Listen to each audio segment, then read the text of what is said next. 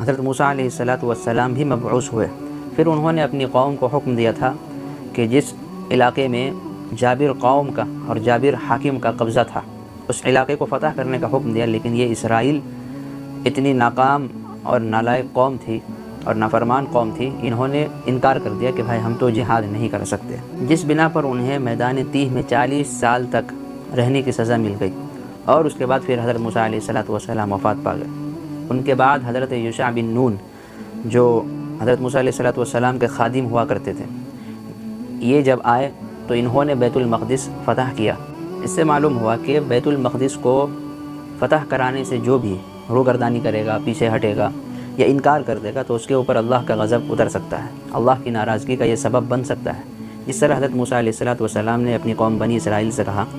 کہ تم میرے ساتھ مل کر اس علاقے کو فتح کر لو جس کے اوپر جابرانہ قبضہ کیا گیا، غاصبانہ قبضہ کیا گیا، لیکن یہ تو نافرمان قوم رہی، انہوں نے صاف انکار کر دیا کہ ہم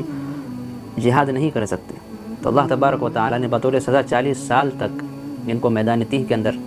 رہنے کا حکم دیا۔ تو اس سے پتہ یہ چلتا ہے کہ ہو سکتا ہے جو لوگ انکار کرتے ہیں یا جو لوگ پیچھے ہٹتے ہیں، منہ موڑتے ہیں، اعراض کرتے ہیں، تو ان کے اوپر بھی اللہ کیا غضب نازل ہو سکتا ہے۔ اور اگر تمام دنیا کے مسلمان مل کر بیت المقدس کی آزادی کے لیے اتحاد کے ساتھ کام کریں اور جہاد کریں تو اللہ تبارک و تعالیٰ ان کی نصرت فرماتے ہیں اور فرمائیں گے، جیسا کہ حضرت یوشع بن نون علیہ الصلوۃ والسلام اور ان کی قوم کی اللہ نے مدد فرمائی، کیونکہ انہوں نے بیت المقدس کو فتح کیا اپنی قوم کے ساتھ، تو اللہ کی نصرت اور مدد شامل حال رہی۔ لیکن آج اگر مسلمان اس چیز کو ٹھان لے، دنیا کے جتنے مسلمان ہیں اور جتنی کنٹریز ہے اور خاص طور پر مسلم ممالک، بڑے بڑے جو عہدیدار لوگ ہیں، یہ آپسی مشورے سے اگر ٹھان لے کہ ہمیں بیت المقدس کو اور اہل فلسطین کو آزاد کروانا ہے، ان کی آزادی ان کا حق ہے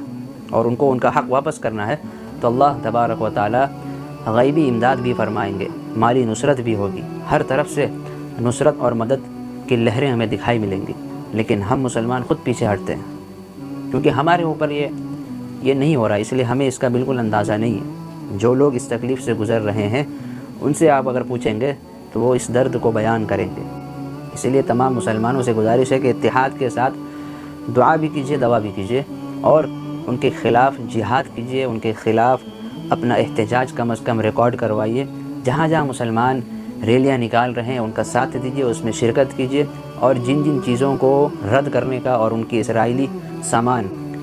بائیکاٹ کرنے کا جو پوسٹر لگایا جا رہا ہے یا کہا جا رہا ہے یا تلقین دی جا رہی ہے، اس کے اوپر بھی عمل کیجیے، اور ان کو ایک دن کھوکھلا بنا کر ہم رہیں گے انشاءاللہ۔